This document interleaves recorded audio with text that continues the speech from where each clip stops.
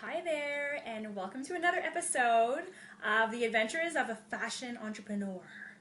I mean, that might be the name, that might not be the name, I haven't decided yet. Today, I want to talk about how there's no rush to get to the top, because the faster they rise, the harder they fall. So before I even go there, let's talk about how I thought I did everything right. I thought I was taking the humble road. It's like I went to school first to get the hard skills, which I thought would guarantee me a position somewhere important.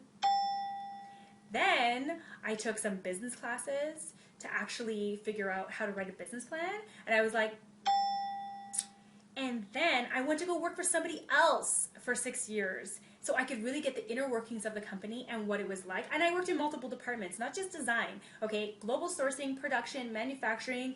I did everything, okay? So I was like, oh my God, there is nobody more prepared than me to start my own business. Who lied to you, girl?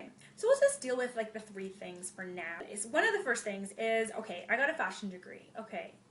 I know some people think fashion and degree don't actually go together, but they do. We learn a lot of stuff, okay? The reality is today, I don't even know if you really need it. Am I allowed to say that? I just think that you get the hard skills, and then you go and get business skills, and then you go and start your business.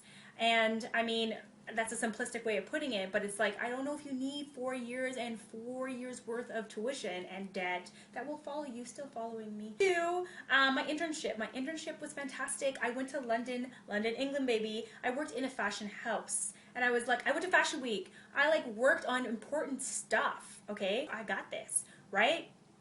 Yeah, it was funny because when I got my first job, there was no cutting, sewing, or pattern making to be seen by any of the designers because they had actual people who did that. And if I wanted to be a pattern maker, then I should have just done pattern making. If I wanted to be a designer, then you need to know pattern making, but you don't spend your whole time like over in a fashion company doing cutting and pattern making and then expect to use any of those skills when you get a real job.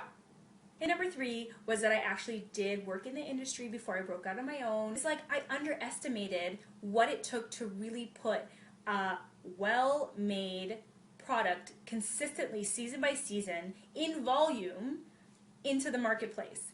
When you're working in a company, you have logistics departments, marketing, distribution, a warehouse. Oh my God, this looks so easy. There's nothing easy about it. It's like learn as much as you can about that back end work because that will make a huge difference between success and we won't say failure, we'll just say non-success. How about that? The moral of the story is there is no rush. Get the tools, be prepared. It's not to be a one-man show, and it's not to do it on a shoestring budget, and it's not to have your parents remortgage their house so you can take that money and go start your company.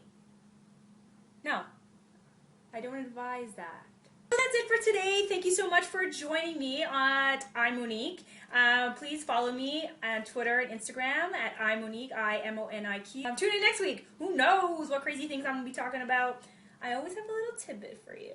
And remember, you don't need anyone to co-sign your dream. You do you. They're going to do them.